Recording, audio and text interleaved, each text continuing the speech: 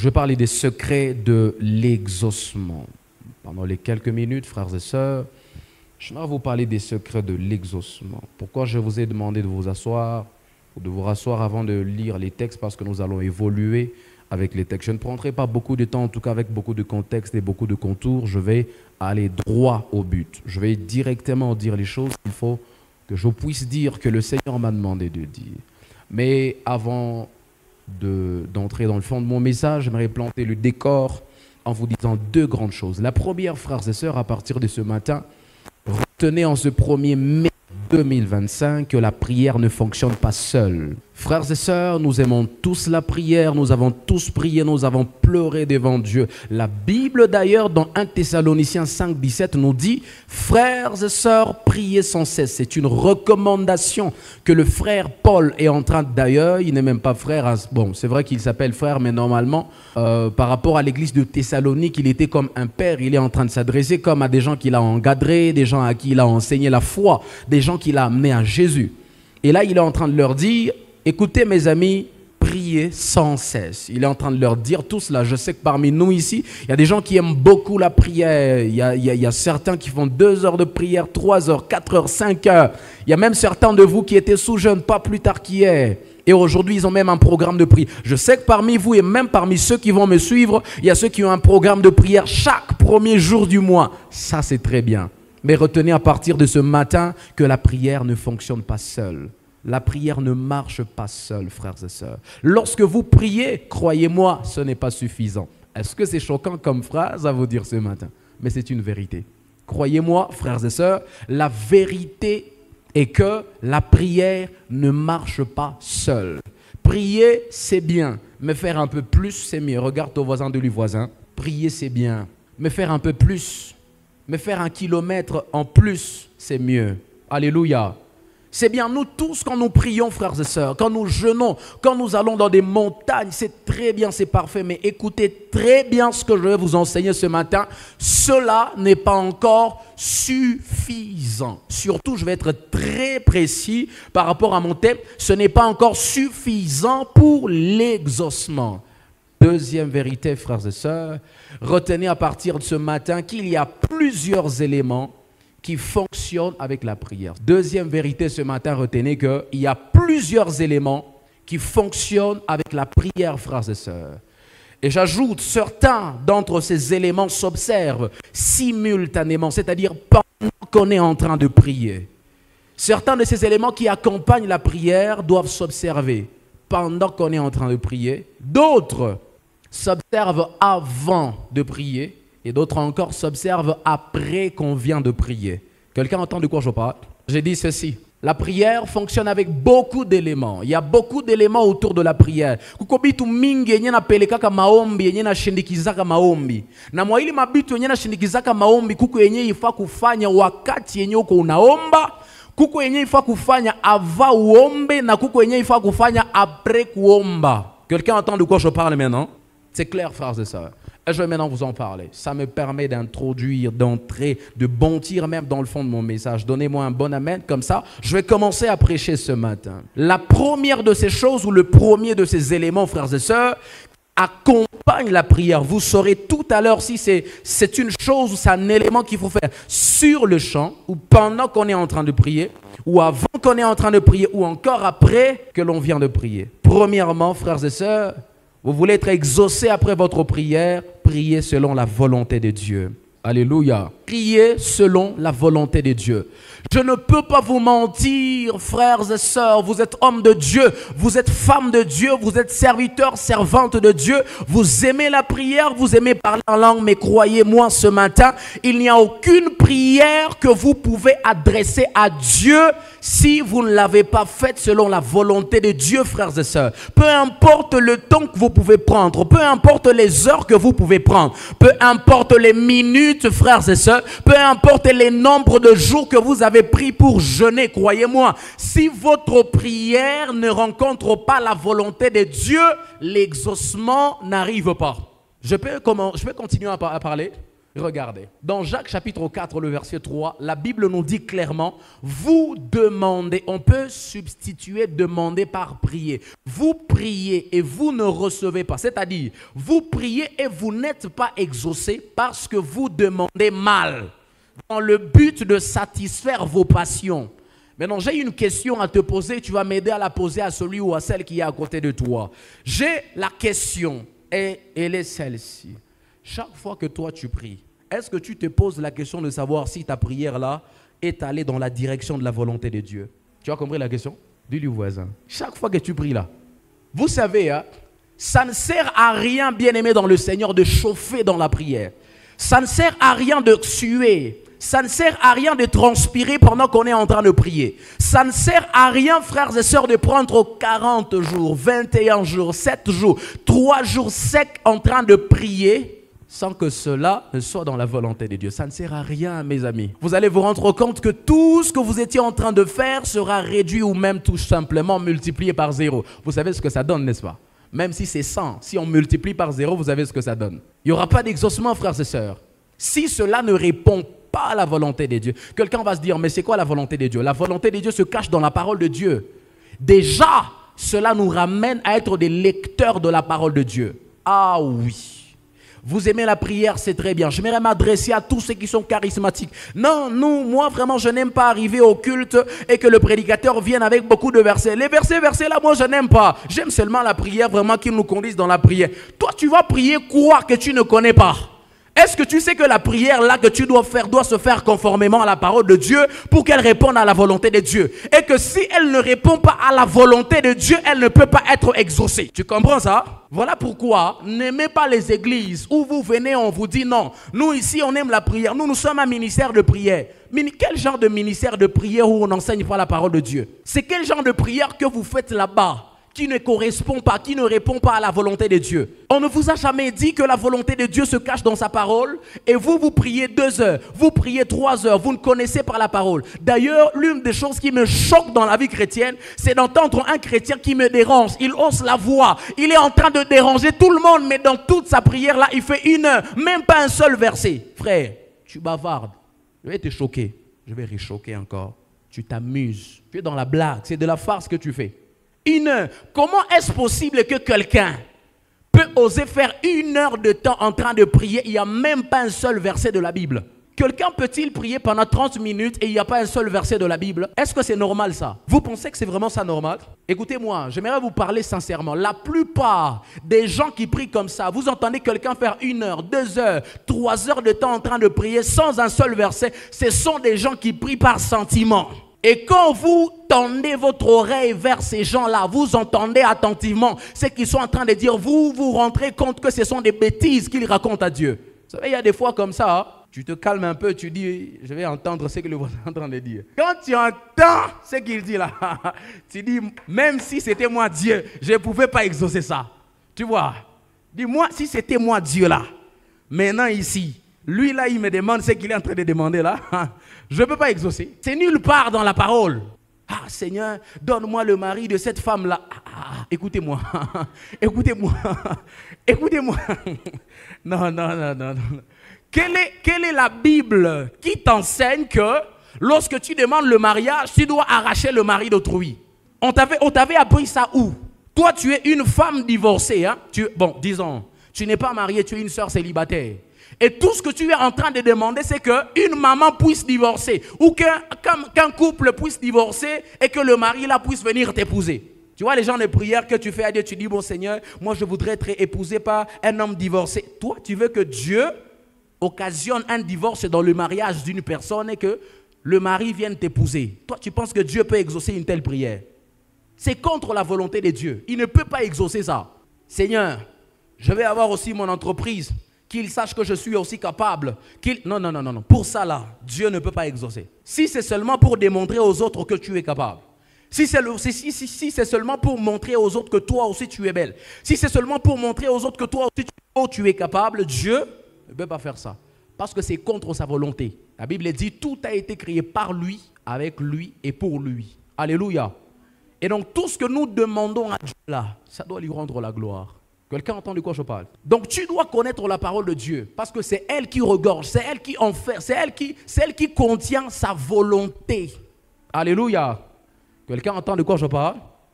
Deuxième secret, la foi. Priez avec foi, frères et sœurs. Je vais vous donner des preuves bibliques, purement bibliques. Dans Marc 11, 24, la Bible dit, c'est pourquoi je vous dis, tout ce que vous demanderez en priant, croyez que vous l'avez reçu, vous le verrez s'accomplir. La Bible dit, tout ce que vous demanderez en priant, croyez que vous l'avez reçu et vous le verrez s'accomplir. Regardez-moi ce que je vous fais ici. Hein. Vous avez entendu le verset que je vous ai lu? Vous avez entendu le verset là? La Bible a dit ceci. Est-ce que vous y êtes, s'il vous plaît? Cherchez-moi dans vos Bibles, s'il vous plaît. Dans Marc 11, 24. Marc 11, 24. Comme ça, je vous explique parfaitement avec les trois. Il y a trois grandes étapes dans ce verset. Je vais vous les montrer. La Bible a dit tout ce que vous demanderez. C'est la première étape. La Bible dit tout ce que vous demanderez. Là, on est en train de demander, non? En d'autres termes, lorsque vous priez, tout ce que vous demanderez, c'est la première étape. On est en train de demander en priant. Bon, c'est ici, c'est toujours la première étape. Tout ce que vous demanderez en priant. Ici, c'est la prière, n'est-ce pas? La première étape. La Bible dit, croyez que vous l'avez reçu, la deuxième étape. Et puis, vous le verrez s'accomplir. Je reprends, regardez-moi. La Bible dit, tout ce que vous demanderez en priant, c'est-à-dire lorsque vous prierez, première étape, à tout et à kwanza, croyez que vous l'avez reçu, et puis, vous verrez cela s'accomplir. Je reprends en reformulant. La Bible dit, lorsque vous priez d'abord, croyez ensuite que vous avez reçu cela, c'est-à-dire ce que vous avez demandé, non? Alors ou enfin, vous verrez cela s'accomplir. La Bible dit, lorsque vous demandez le mariage, je peux parler du mariage? Je peux parler? Lorsque vous demandez le mariage à Dieu, avant de recevoir le mariage, croyez d'abord que vous avez reçu le mariage. Alors, lorsque vous avez cru, vous verrez ce mariage-là venir. Vous avez entendu ça? La Bible dit, lorsque vous demandez un travail à Dieu, croyez d'abord que le travail, vous l'avez. Avant même de l'avoir, hein, s'il vous plaît. Croyez d'abord. Dans votre cœur, soyez convaincus que le travail là, je l'ai saisi. Demandez la voiture à Dieu. Croyez d'abord que la voiture est déjà là. Saisissez-la. Croyez d'abord. Et puis, donc comme conséquence, parce que vous avez cru, alors vous verrez cette voiture-là venir. Alors vous verrez ce travail-là venir. C'est-à-dire ceci. Si vous demandez et vous voulez voir la chose s'accomplir, alors que vous n'avez pas cru, vous avez, n'est-ce pas, abîmé le processus. C'est clair, non? Vous avez abîmé le processus. Donc le processus est tel que la condition pour recevoir ce qu'on avait demandé, c'est de croire. En d'autres termes, on ne peut pas recevoir ce qu'on avait demandé si on n'a pas cru. Donc, c'est la foi qui est la clé. Maintenant, regardez-moi bien. Bon, Agnès, tu te tournes vers Bénédicte. Bénédicte se tourne vers toi. Maintenant, elle reste dans sa position qu'elle veut là. Regardez-moi. La Bible dit, Bénédicte qui est la prière. Si elle veut venir, si elle veut passer ici, elle doit faire en sorte que celle-ci lui ouvre la porte. Vous voyez ça? Elle est en train de venir, elle c'est la prière, non? Pour qu'elle passe et qu'elle devienne exaucement là-bas, il faut que celle-ci puisse lui ouvrir la porte. Parce que c'est elle la barrière, non? Donc, kama ou barrière à fungule ou ya ozipita. Vous comprenez ça? Vous avez compris, n'est-ce pas? Et c'est ça la foi. Merci. C'est ça la foi. Et c'est comme ça que ça fonctionne avec Dieu. Écoutez-moi. Vous ne croirez pas en ce que vous avez demandé à Dieu après avoir reçu. Mais pour que vous puissiez recevoir, il faut croire. Quelqu'un n'a pas entendu. J'ai dit, vous ne croirez pas que Dieu est grand lorsqu'il vous donnera la voiture. Croyez qu'il est grand avant de vous donner la voiture. Et lorsque vous croirez qu'il est grand avant de vous donner la voiture, alors il vous donnera la voiture. Tu vois toujours que tu ne comprends pas. J'ai dit, tu ne diras pas que Dieu est grand lorsqu'il te donnera le mariage. Mais avant même de te donner le mariage, là, crois qu'il est grand. Lorsque tu croiras qu'il est grand avant de te donner le mariage, cela aura été une porte pour toi, pour le mariage. Ça, c'est une porte au mariage. La foi, le fait de croire que Dieu est grand, il m'a donné le mariage, c'est une porte au mariage. Le fait de croire que Dieu est grand, il m'a guéri, c'est une porte à la guérison. Voilà pourquoi plusieurs fois, lorsque nous allons dans des hôpitaux pour aller prier pour les malades, la première question qu'on leur pose, du moins si on est formé, c'est une information que je donne aussi à un de mes fils qui pourra faire le service là un jour. Quand vous allez prier pour un malade à l'hôpital, surtout quand c'est Dieu qui vous a demandé, hein, ne faites jamais l'erreur de prier pour un malade sans lui demander s'il croit qu'il peut être guéri. Ne faites pas cette erreur-là. Parce que plusieurs sont tellement souffrants dans des hôpitaux là-bas, ils ont tellement souffert, ils ont fait tellement d'années dans des hôpitaux là-bas, qu'ils ne croient plus à la guérison. Ils ont même commencé à demander la mort à Dieu. Vous voyez ça? Donc si une telle personne, tu n'arrives pas d'abord à lui prêcher sur la foi. Il y a même des gens, hein, si tu te rends compte qu'il ne croit pas, tu commences à lui prêcher d'abord sur Jésus. Tu commences à lui prêcher sur la foi. Tu lui dis, tu vois, il y a un homme qui s'appelle Pierre. Tu lui prêches sur Actes des Apôtres 3. Tu dis, il y a un homme qui venait de faire 38 ans à la belle porte et tout ça. Lui, il venait de faire 38 ans. Tu vois, toi, tu viens de faire seulement 2 ans ici. Donc, quand il commence à croire maintenant, hein, quand tu commences à ramener sa foi, c'est la clé. C'est même ça la guérison. Il arrive même de fois qu'avant même que tu ne pries, le fait seulement qu'il vient de croire, sa guérison est déjà là. Quelqu'un comprend de quoi je parle? C'est ça la foi, frères et sœurs.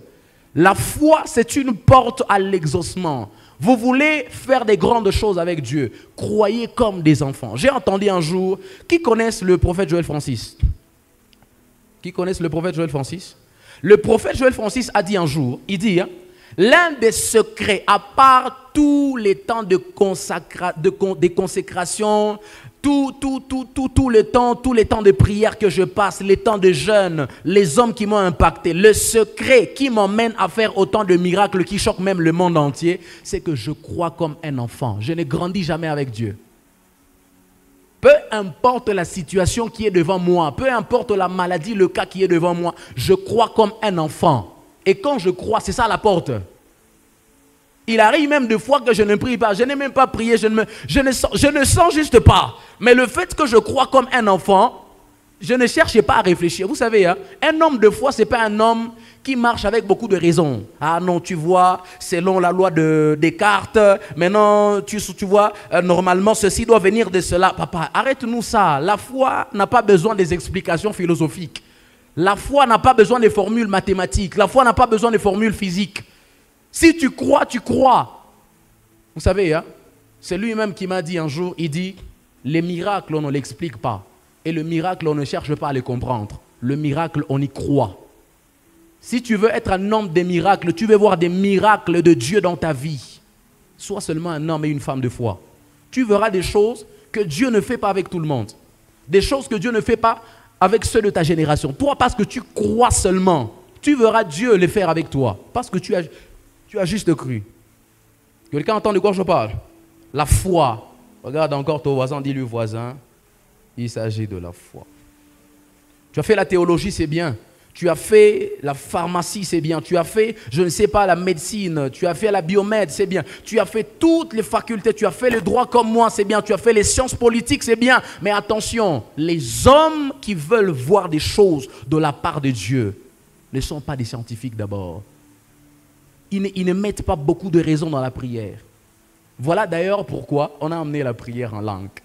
Oh my God. Là, tu pries, tu ne comprends pas ce que tu dis. Mais tu sais que le Père qui est dans les cieux comprend ce que tu es en train de dire. Vous savez, hein, les gens qui sont tellement scientifiques, les gens qui ont fait beaucoup de philosophie, ils disent que nous sommes fous, nous sommes drôles, nous qui parlons en langue. Mais sauf qu'ils ne comprennent pas que c'est ça la clé. Alléluia. Vous savez, le fait même de parler en langue, il faut la foi. Hein? Ah, il faut la foi. Mais comment est-ce normal? Tu dis des choses que tu ne comprends pas. Des choses qui... Tu ne comprends pas. Mais tu sais qu'il y a quelque chose qui est en train de se passer. Tu sais qu'il y a des mystères qui sont en train de se passer.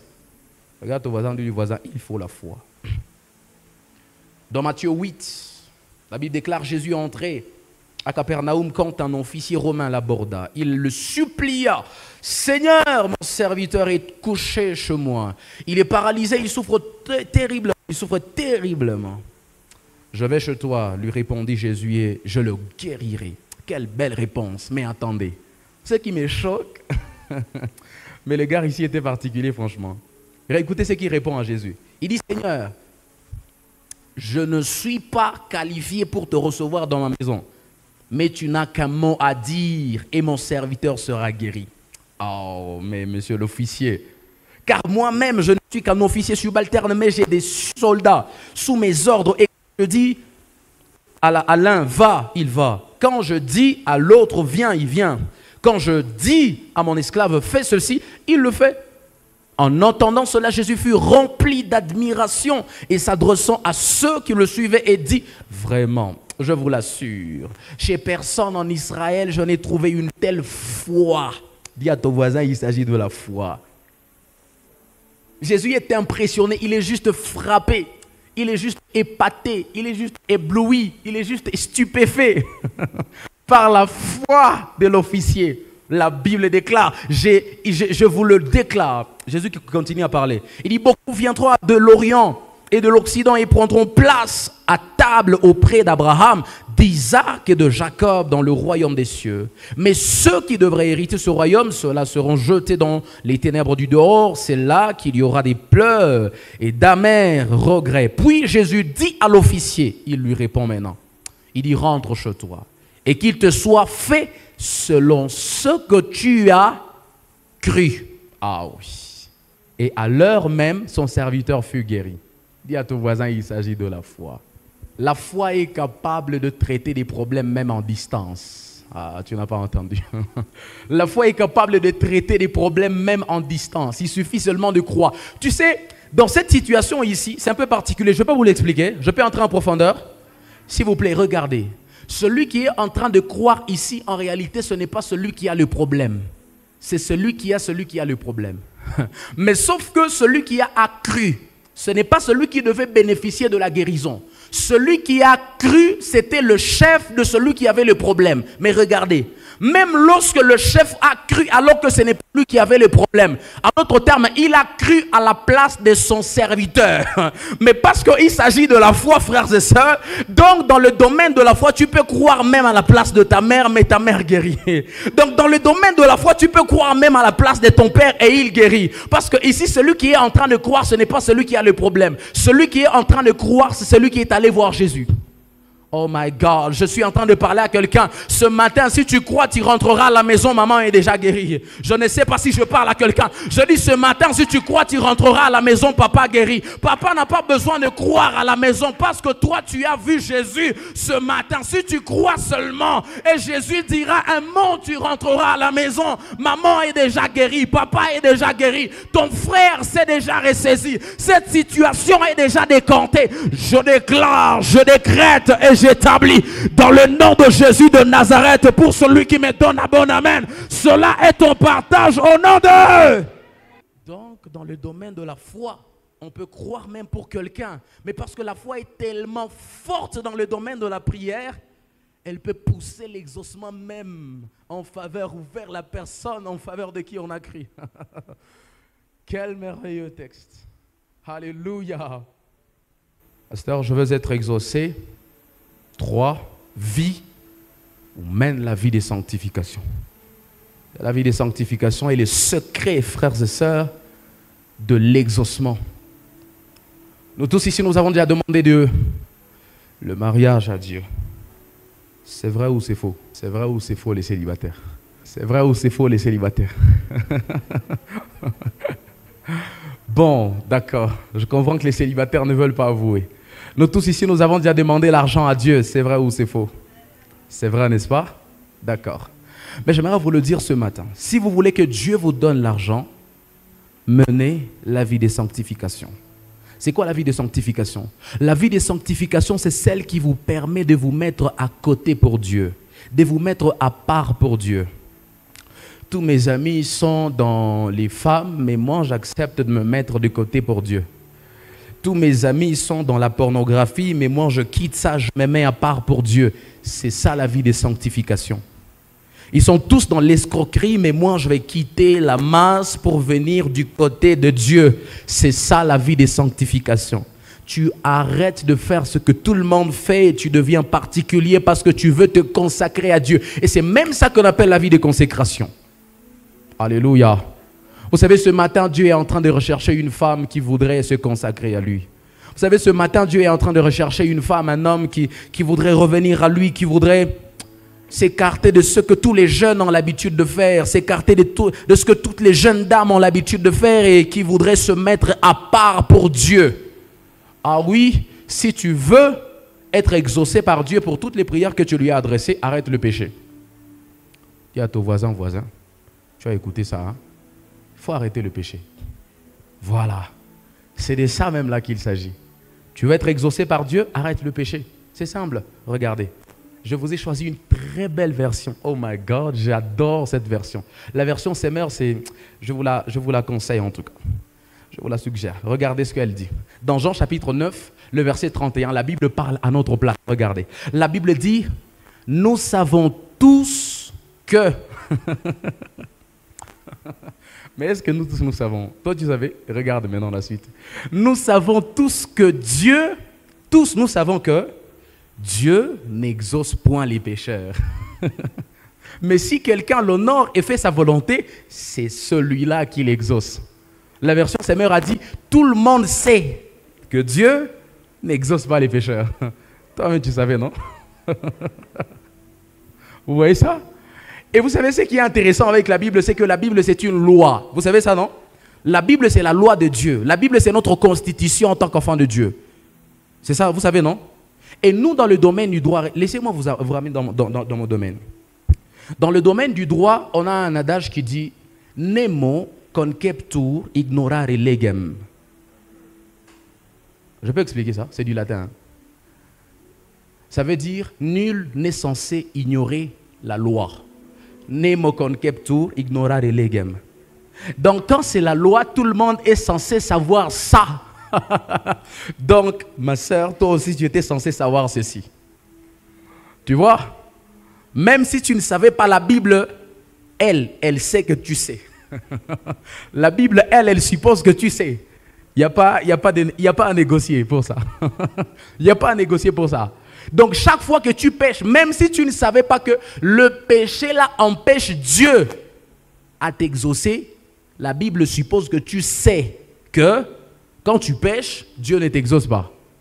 La Bible sait que tu sais. Voilà. C'est clair. Tu vois, chaque fois que tu pêches là, chaque fois que tu sors avec le mari d'autrui, chaque fois que tu tombes dans la masturbation, chaque fois que tu tombes dans la pornographie, chaque fois que tu voles l'argent d'autrui, chaque fois que tu escroques là, chaque fois que tu fais ces choses-là, tu empêches ton exaucement. Tu peux beau prendre 40 jours de jeûne. Tu peux beau prendre... Vous savez, le pasteur Marcelo a dit une phrase un jour qui m'a touché grave. J'étais encore dans le péché, j'avais encore des petits chéris, j'étais encore vraiment dans le début de ma foi. Et puis un jour comme ça, il a dit, le péché que vous commettez annule tous les jours de jeûne que vous avez déjà. J'ai dit, si c'est ça, pasteur, j'arrête.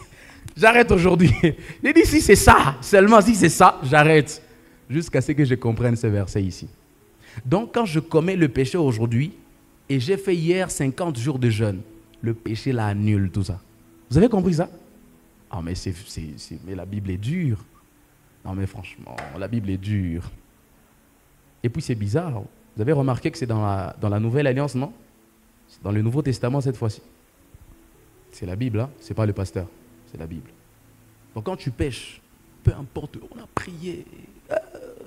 Aujourd'hui là, on a pleuré. Mon frère, ma soeur, si tu rentres d'ici là, tu vas voler, tu as annulé tout ce qu'on a fait. Si tu rentres d'ici là, tu vas laver la soeur là. Non, mon soukou là. Tu as le programme là. Franchement, je te dis la vérité. Tu as annulé tout ce qu'on a fait ici depuis hier. Il a Kwambia bien. Je ne sais même pas. Tu as perdu. Et puis, franchement, tu allais rentrer à la maison si tu avais un programme de péché, franchement. C'est juste bizarre. Ça te permet de haïr vraiment le mal. Haïr le péché. Tu veux te marier, mais tu continues à commettre le péché. Je ne sais pas pourquoi les sœurs veulent le mariage, mais en même temps, elles veulent sortir avec les hommes d'autrui. En même temps, elles veulent que les autres puissent rompre dans leurs relations. En même temps, ils sont dans les Congossas. En même temps... Bon, vous voulez quoi finalement? Vous voulez le mariage et ce contraire? Vous voulez l'argent et c'est au contraire. Vous voulez le succès et c'est au contraire. Vous voulez l'élévation et c'est au contraire. Qu'est-ce que ça veut dire? C'est ça. Un philosophe a dit, vous voulez une chose et c'est au contraire. Quand vous commettez le péché, vous avez demandé à Dieu, Seigneur, je vais être millionnaire, millionnaire. Vous savez, Dieu n'est pas incapable de faire de vous un millionnaire. Parce que même ceux qui sont millionnaires, c'est lui qui les a rendus millionnaires. Mais le problème que vous avez, c'est que vous péchez quand vous demandez à Dieu de faire de vous un millionnaire. Frères et sœurs, quand vous commettez le péché, vous annulez tout. Ça vous empêche. Vous ne serez jamais exaucé aussi longtemps que vous commettez le péché. Bon, entre nous, quand je parle du péché, là, je ne parle pas seulement de ce que les gens constatent. Hein. Je parle même de ceux-là que nous ne constatons pas. C'est clair, non? Ah, mais le pasteur devient dur encore. Même le péché là que tu commets quand on n'est pas là dans ta chambre, nous là, même celui-là, il empêche Dieu de t'exaucer. Même celui-là que tu commets dans ta baignoire, nous on n'est pas là. Empêche Dieu de t'exaucer. Je te dis la vérité. Et si je ne te dis pas ça, je ne t'aurais pas aidé. Je vais t'emmener ici tous les jours. Vendredi, demain encore, on sera ici pour le temps de prière. Culte d'intercession, de puissance. Si tu viens ici seulement, tu continues à pécher. Non, tu dois arrêter ça. Non, franchement, tu dois arrêter. Prochainement, si je demande à l'église, comme demain, de venir prier, toi tu sais que tu n'as jamais donné ta vie à Jésus. Toi tu sais que tu continues à pécher, viens me voir d'abord. Confesse d'abord tes péchés, arrête d'abord avec ça, et puis continue à prier. Parce que franchement, je te dis la vérité, toi tu viens t'amuser ici. Chaque fois que nous on vient prier, tu viens t'amuser. Toi, Dieu ne peut pas t'exaucer. La Bible dit tout le monde sait. Tout le monde sait que Dieu n'exauce pas les pécheurs. Franchement, je t'en supplie. Prochainement, quand j'annonce un temps de jeûne, n'entre pas dans ça si tu sais que tu es encore dans le péché. Si tu sais que tu sors encore avec le garde autrui, tu sais consciemment que tu es allé ravir le garde autrui, même s'il n'est pas marié, même s'il n'était pas marié. C'est un péché. C'est un péché. Je te dis la vérité. Aussi longtemps que tu jeûnes, tu es dans ça là, ça bloque, ça continuera à bloquer ton exaucement. Ça continuera à bloquer ton exaucement. Dieu ne fera rien pour toi. Absolument rien. Absolument rien. 4e secret, ce sont les offrandes. En tout cas, pour le péché, vous voulez arrêter, j'ai un temps de réception ce matin de 4h à 5h. Venez me voir au bureau et le Seigneur vous aidera. Sinon, tout ce que vous faites dans la prière là, dans le temps de jeûne, même si vous vous sentez bien, on vient de prier, on vient de chanter, ah le pasteur a bien adoré, il a bien.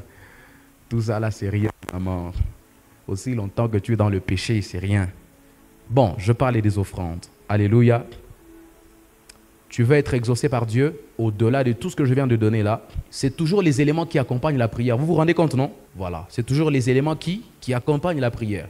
J'ai dit que la prière ne fonctionne jamais seule, jamais.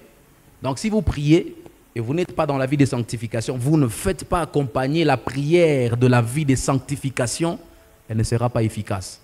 Elle ne sera pas exaucée. Une autre chose dont il faut faire accompagner, ou qu'il faut faire accompagner de la prière, ce sont les offrandes. Malachie 3:10, la Bible dit, « Apportez à la maison du trésor toutes les dîmes, afin qu'il y ait de la nourriture dans ma maison.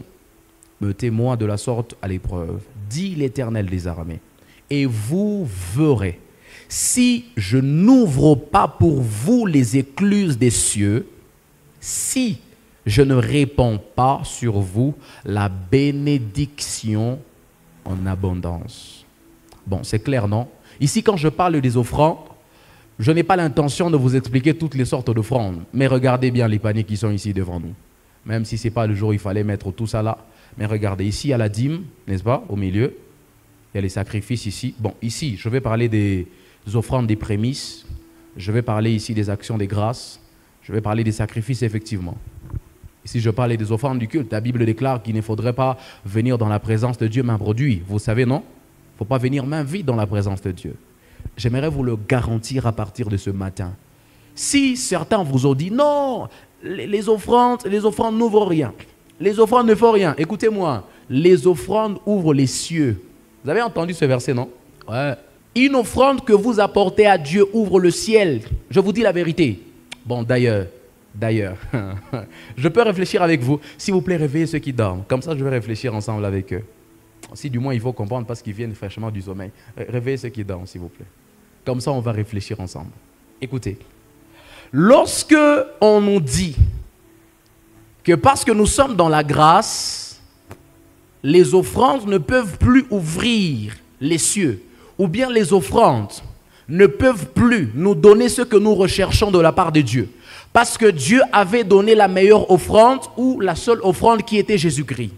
Est-ce que c'est logique? Vous-même, vous savez comprendre ça alors que Jésus lui-même avait été donné pour que Dieu puisse accéder à quelque chose sur la terre. Vous savez ça, non? Est-ce que vous savez que la raison pour laquelle Dieu avait donné Jésus, son Fils unique, c'était pour qu'il puisse gagner l'homme qui était dans le péché? Vous savez ça? Bon, ok. Venez encore, les trois. Bon, venez ma soeur, venez vous deux. Venez vous deux s'il vous plaît. Je vais encore vous illustrer ça. La Bible dit, dans Jean 3,16, vous connaissez ce verset? Oui, il dit quoi? Ah, écoute si ton voisin est en train de bien dire les choses là. Parce que plusieurs de vous là-bas, vous connaissez les versets à Jean 3,16. Oui, je connais ça. Quand on te dit de répéter ça, ça devient bizarre. Dis-lui s'il connaît aussi Matthieu 7,7. Demande-lui s'il connaît aussi Matthieu 7,7. Ouais, tu vois qu'il a commencé par chercher. Bon, maintenant regardez. Jean 3,16 dit, car Dieu, on considère que celle-ci c'est Dieu, hein? On est d'accord? Vous tous, vous voyez ce que je suis en train de faire? Car Dieu a tant aimé, celle-ci c'est le monde. Vous comprenez? Celle-ci c'est le monde et celle-ci c'est Jésus. D'accord? Voilà. Dieu a tant aimé le monde que malheureusement pour quitter ici et avoir accès au monde, il fallait donner Jésus. Vous avez compris ça? Vous avez compris ça? Donc, Jésus était la clé de Dieu pour avoir accès à ce qui était dans le monde. Vous avez compris? Ça veut dire ceci. Si Dieu ne donnait pas Jésus, il ne pouvait pas avoir l'homme qui était dans le monde. Il ne pouvait pas avoir le monde. On est d'accord? Est-ce que vous vous êtes rendu compte que Dieu a donné une offrande pour avoir accès à ce qu'il était en train de chercher? C'est-à-dire, Dieu était en train de demander aussi. Dieu était en train de prier aussi. Il dit, je veux avoir tel qui est dans le péché. Vous voyez? Il est en train de prier, il est au ciel. Mais le monde lui dit, tu ne peux pas avoir accès à Shekinah si tu ne nous donnes pas, si quelqu'un ne meurt pas, si tu ne nous donnes pas ton fils là-bas. Dieu a dit, ah d'accord, je veux Shekinah. Shekinah est tellement précieuse pour moi. Oh non, lui, elle est tellement précieuse pour moi que je ne peux pas ne pas donner Jésus. Il a donné Jésus. Et c'est quand il a donné Jésus que le monde lui a donné Shekinah. Vous avez compris, non? Donc maintenant, merci. Nous, on est dans la grâce. Et les gens vous disent que l'offrande ne peut pas causer l'exaucement. Ou que l'offrande ne peut pas vous donner accès à ce que vous demandez à Dieu. Alors que Dieu lui-même, pour avoir accès, ou pour avoir ce qu'il demandait au monde, il a dû donner. Vous avez compris ça? Vous avez compris ça? Mes amis, ne vous y trompez pas. Une offrande peut ouvrir des opportunités, des portes dans ta vie. Tu prends une offrande, tu viens mettre ta dîme, tu viens déposer, tu viens payer régulièrement. Maintenant, la question que j'ai avec toi, ou le problème que j'ai avec toi ce matin, c'est que toi, tu ne te souviens même pas de la dernière fois où tu as donné ta dîme. Regarde ton voisin avec gentillesse, ne lui pose pas la question. Regarde-le seulement. Non, regarde seulement, ne pose pas la question. J'ai dit regarde seulement. Je n'ai pas dit de rire, j'ai dit regarder seulement. Maintenant, voisin, pendant qu'on te regarde là, est-ce que tu te souviens de la dernière fois où tu as donné ta dîme? Tu te souviens? C'est quel jour? Toi, tu trouves tes 50 000, tu bouffes tout. Tu trouves tes 100 000, tu bouffes tout. Tu trouves tes 10 000, tu bouffes tout. Ah, ça c'est peu. Comment moi-même comment je peux mettre 1000 francs dans une enveloppe? C'est peu. Tu ne sais pas que la Bible dit que celui qui est fidèle dans le peu, c'est celui-là qui aura même le grand. Toi, tu ne sais pas que c'est quand Dieu est en train de te donner les 10 000 là qu'il est en train de tester ta fidélité pour te donner les 100 000. Et si tu n'es pas fidèle avec les 10 000 là, il ne pourra jamais te donner les 100 000. Tu n'as juste jamais compris ça. C'est ça ton problème. Ah, moi, je ne veux pas aller donner 2 000. 2 000 dans la dîme. Ah, 2 000 c'est peu. Tu as gagné 20 000, tu bouffes tout. Écoutez-moi, vous bloquez les cieux vous-même. Des fois, les blocages, c'est dans les offrandes là-bas. Vous priez, vous avez prié. Le problème, c'est que les anges, Vous savez, hein, généralement, ce sont les anges qui apportent la solution au problème, ou bien les exaucements. Maintenant, quand vous êtes en train de prier, vous avez transpiré à vérité éternelle, le pasteur a conduit la prière, vous avez transpiré. Les anges là-bas, ils sont en train de rigoler, ils disent, ah, ils disent donc, celle-là ne sait pas que le problème, c'est qu'elle ne donne pas la dîme. Celle-là ne sait pas que le problème n'est pas de continuer à prier. Le problème, c'est de donner seulement la dîme. Le problème, c'est de donner seulement les prémices. Écoutez-moi, le problème que vous avez, vous, hein, vous voulez être entrepreneur, vous voulez commencer une entreprise, mais la seule question, j'ai même pour vous. Est-ce que vous savez ce qu'on appelle prémices, offrande de prémices? Vous avez commencé votre boutique, vous avez commencé la boutique, c'est vrai, c'est bien de commencer la boutique. Le premier bénéfice que vous avez eu, vous aviez gagné 20 $. Les 20 $ là, vous les avez bouffés, hein? Vous les avez ramenés dans votre capital. Et vous ne savez pas que la Bible demande que pour que vous puissiez avancer et prospérer dans votre entreprise, vous devez prendre les 20 $, les premiers bénéfices là qui s'appellent prémices ou offrande de prémices et venir donner tout à l'église. Vous ne savez pas ça, hein? Ah, pasteur, tu dois nous enseigner encore si les offrandes, pardon. Mais là, ça devient compliqué. Certains d'entre vous là, d'ailleurs la plupart, votre problème, votre blocage, le blocage de vos prières, c'est que vous ne donnez pas des offrandes. Mais quand on a kilo sana de donner les offrandes, dîme, personne ne donne. Bon, je ne me suis pas plaint. Hein. Il vous exauce. Maintenant, il va se rendre compte j'ai exaucé la sœur telle, mais elle n'avait pas encore donné la dîme. Dieu, vous ne le connaissez pas, vous. Vous ne le connaissez pas. C'est pourquoi vous continuez à blaguer avec lui. Hein. Vous ne le connaissez pas, en tout cas. Écoutez-moi, il y a des choses qui sont encore bloquées dans votre vie là, juste parce que vous ne donnez pas la dîme. Juste parce que vous venez à l'église, vous avez eu cette sale habitude de venir à l'église main vide. Main vide. Sacrifice, n'en parlons pas. Qui a déjà donné 50 $ à l'église? Et aussi longtemps que vous n'êtes pas capable de faire des choses comme ça, il y a des choses que vous n'aurez jamais de Dieu. Et puis vous-même, là, le problème que vous avez, c'est que vous voulez être des entrepreneurs. Moi, je voudrais être une femme forte, une femme... femme forte, qu'on appelle encore femme forte. En Ghana, l'État offrande à 500 koukanisa. Tu veux être une femme forte, femme d'affaires, homme d'affaires. Tu veux être entrepreneur. Pasteur, je voudrais être millionnaire, homme d'affaires, un grand homme d'affaires. Je voudrais faire parler de moi dans cette ville ici, dans les affaires. Tu continues à venir avec une offrande de 500 à l'église. Tu veux être un grand homme d'affaires. Vraiment? Tu penses que Dieu est tellement idiot, il est tellement imbécile qu'il peut te donner les millions et puis il se rend compte que je lui ai donné les millions, mais il continue à donner 500. Akuna. Il voit ce que tu donnes. Il voit ce que tu as l'habitude de donner. Ok. Les offrandes ouvrent les cieux. Dis-le à ton voisin qui dort, dis-lui voisin. Le pasteur a dit que les offrandes ouvrent les cieux. Ouvrir les cieux sur toi, tu veux marcher à ciel ouvert. Apprends à donner à Dieu.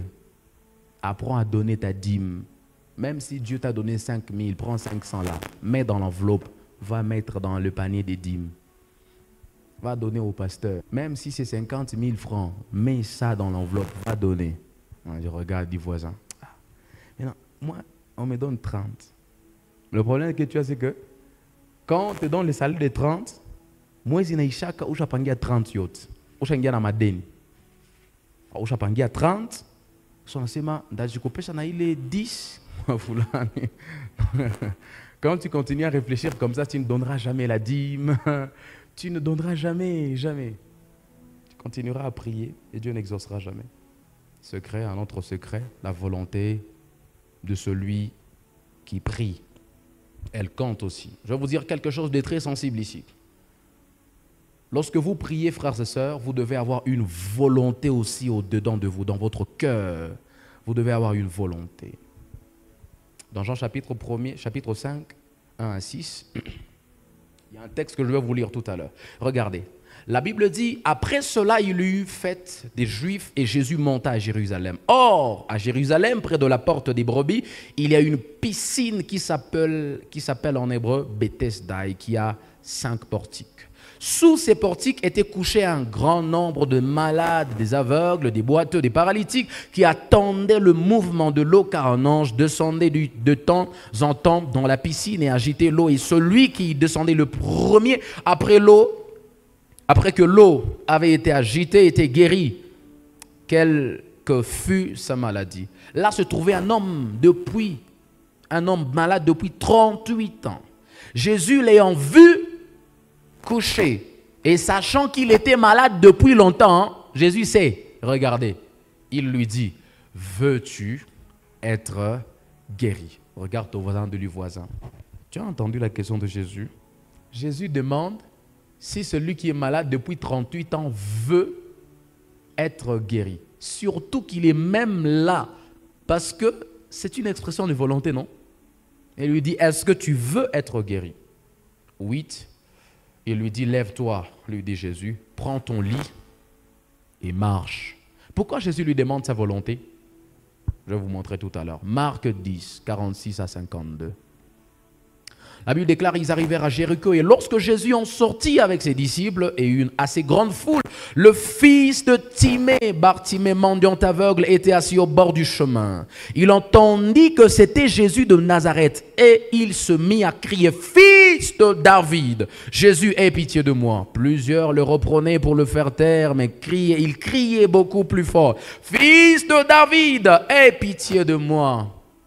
Jésus s'arrêta et dit, appelez-le, appelez-le. Ils appelèrent l'aveugle en lui disant, prends courage, lève-toi, il t'appelle. L'aveugle jeta son manteau et se leva d'un bond, vint vers Jésus. Jésus, prenant la parole, lui dit, que veux-tu que je te fasse? Encore une fois, c'est que le monsieur voulait. Que veux-tu que je te fasse? Rabouni, lui répondit l'aveugle, que je recouvre la vue, c'est-à-dire je veux voir.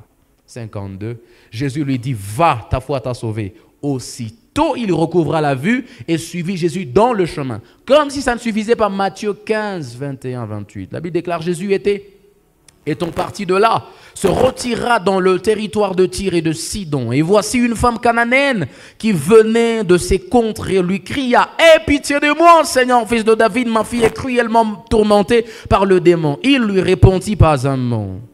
Et ses disciples s'approchèrent et lui dirent avec instance, « Renvoie-la car elle crie derrière nous. » C'est-à-dire, elle nous dérange. Il répondit, « Je n'ai été envoyé qu'aux brebis perdues de la maison d'Israël. » Mais elle vint se prosterner devant lui, disant, « Seigneur, secours-moi. » Il répondit, « Il n'est pas bien de prendre le pain des enfants de la maison, de le jeter aux petits chiens. »« Oui, Seigneur, dit-elle, mais les petits chiens mangent les miettes qui tombent de la table de leur maître. » Alors Jésus lui dit, « Femme, ta foi est grande, qu'il te soit fait comme tu veux. » Oh my God, il dit comme tu veux.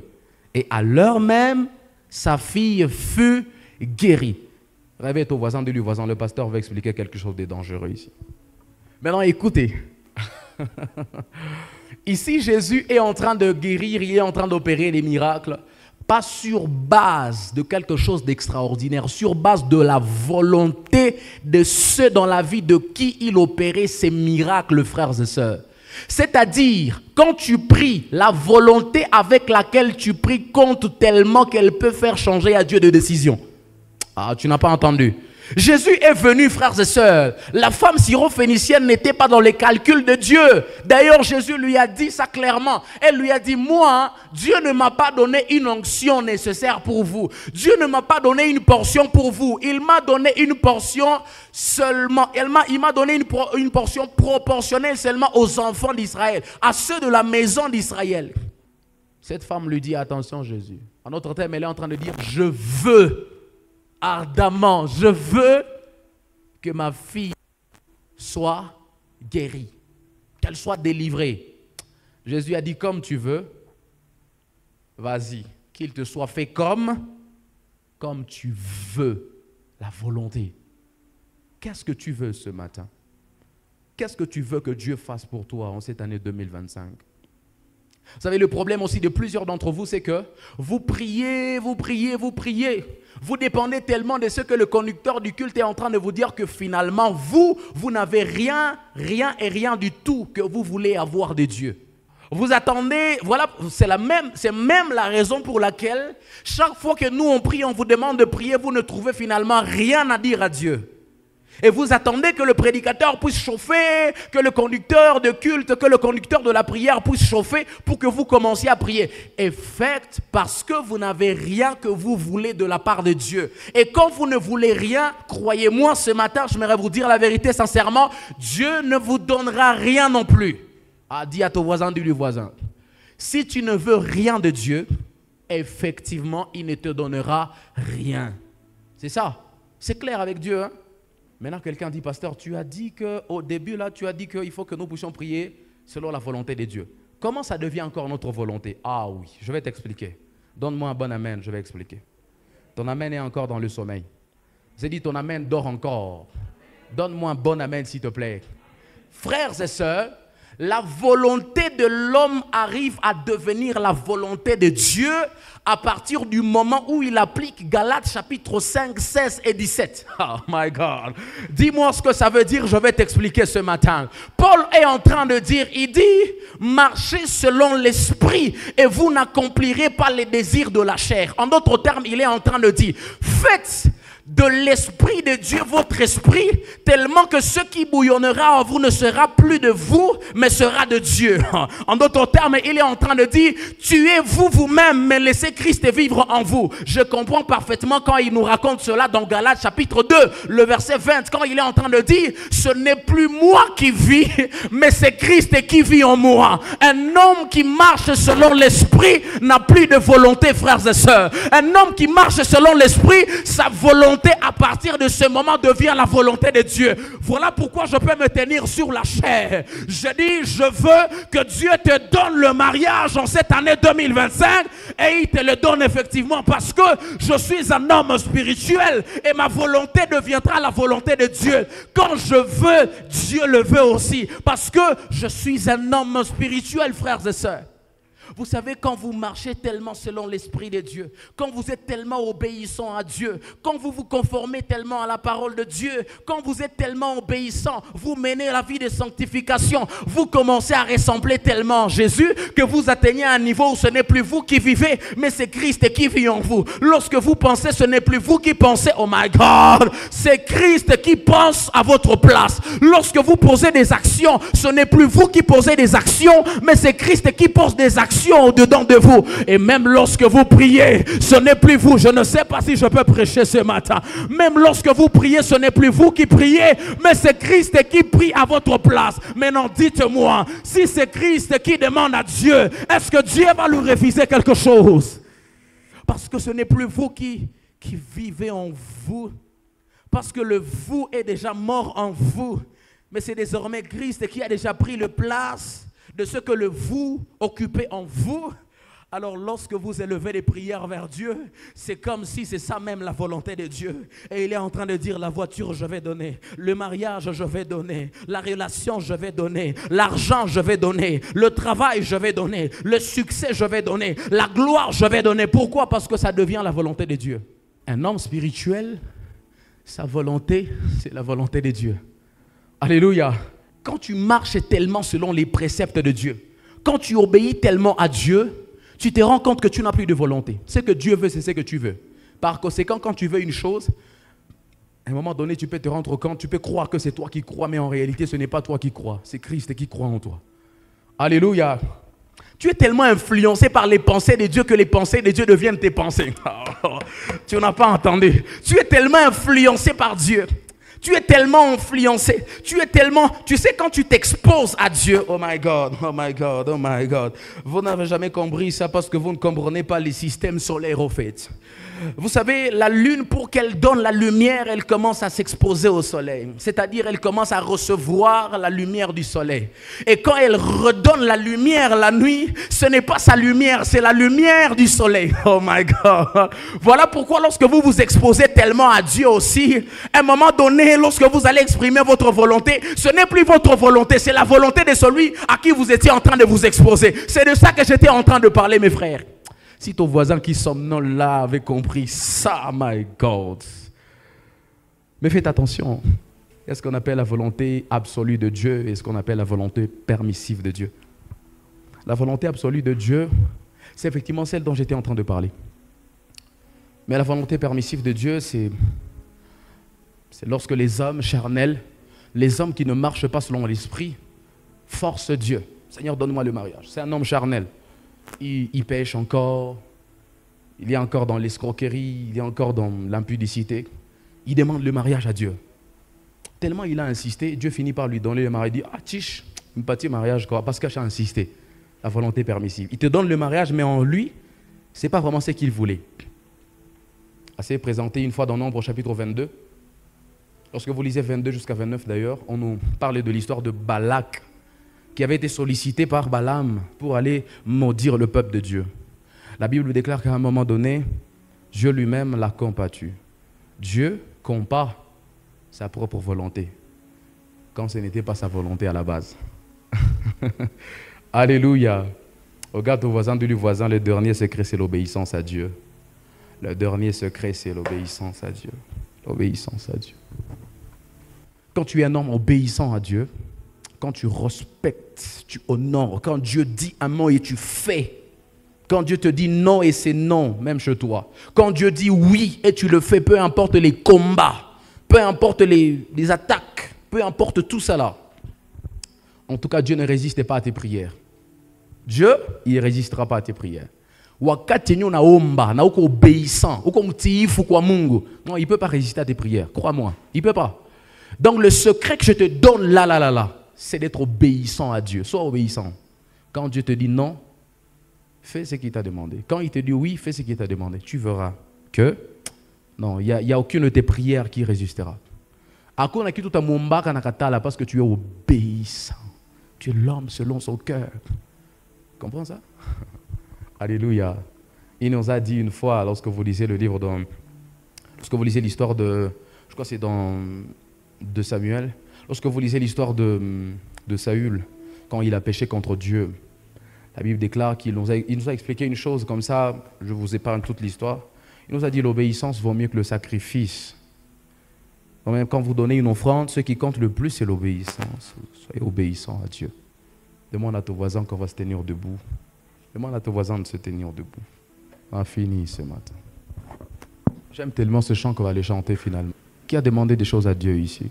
Yo Zanzambe, Zambe asolo, isoto yembi yango to yembi, kasi sala ete, bana lelo, nami soya mokili, ete yoza. Yozanzambe, Yozanzambe, Zambe asolo, bisoto ye biyango, yango toye, kasi salayete, salaye, banam, nami soya mokili. Ete uzanza